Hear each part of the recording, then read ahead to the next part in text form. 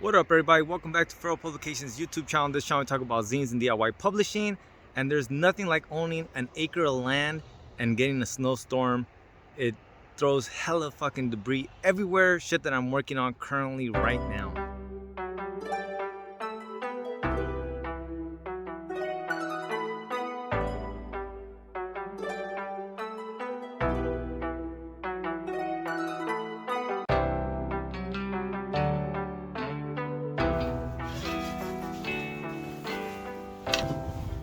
Whew. Now that that's done, I'm about to fuel up and we're gonna get into a zine review. And the zine that I chosen for today is a 24-hour Zine Thing by Green Zines.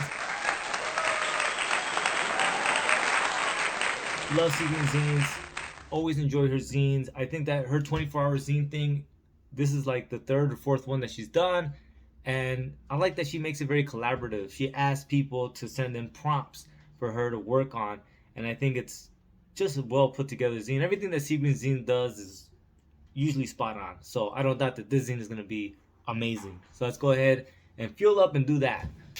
Here goes my little babies. Feeling better. Walking around. Got a little limp, but it's alright.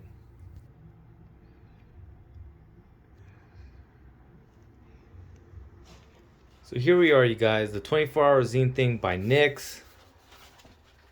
Sewn together. Love the way that looks. Splash page in the middle. Aesthetically, I love this. And I'm going to go ahead and show you guys real quickly all the pages.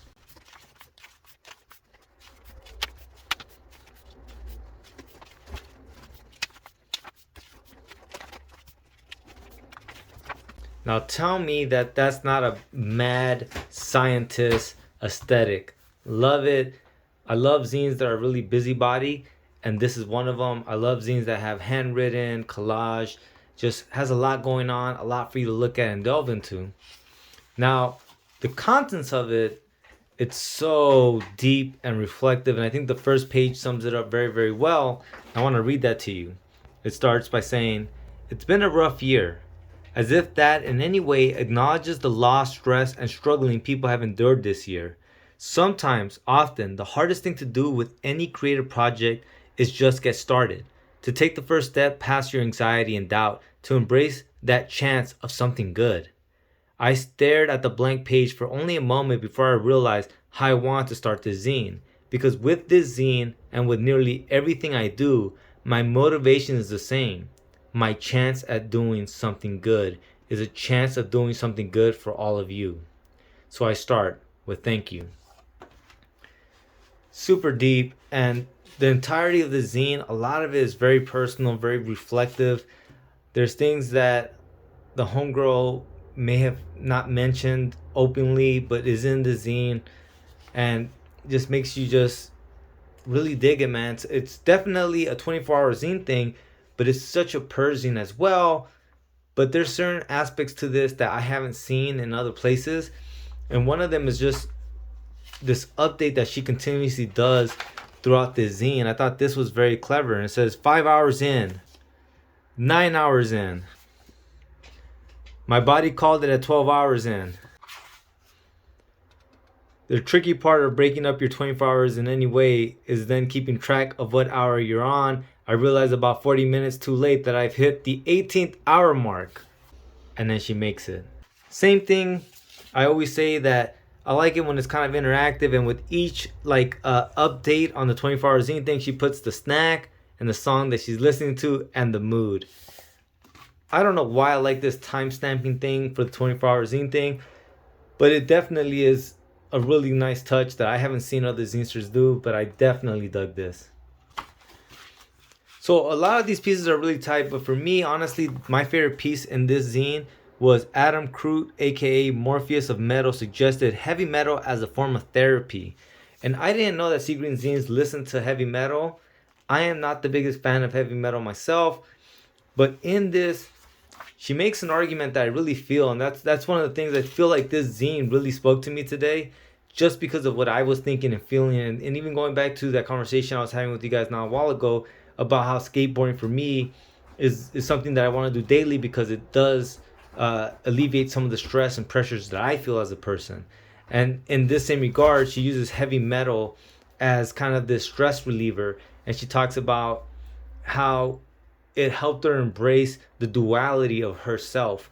And I think that's something that a lot of people don't do. They don't want to accept the duality of being good and bad at the same time, and understanding that that's completely okay.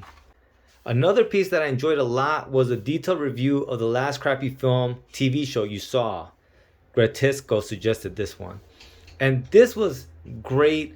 I definitely loved seeing Seagreen Zines break it down, because as someone that wants to be a good storyteller and make films and comics and all that I do, this was fun because I really do respect Seagreen Zines' attitude towards storytelling. I think she's an amazing storyteller, which is why a lot of the stories that are in here are just really well written.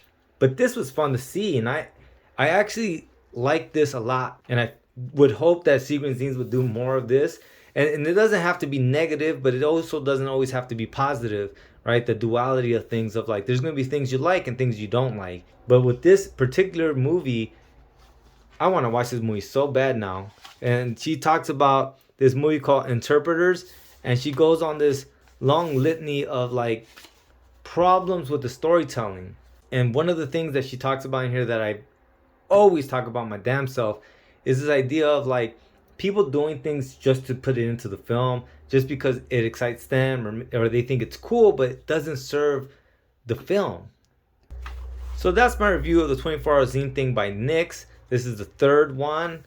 She claims on this one that now, once it's on the third one, it's officially an annual Zine Thing. So I'm glad, and I can't wait for the next one. And if you guys haven't gotten a hand on anything that Seagreen Zines make, this wouldn't be a bad one to start with. But alright, you guys, thank you so much for watching. Please like, share, subscribe, and I'll see you guys soon. Lates.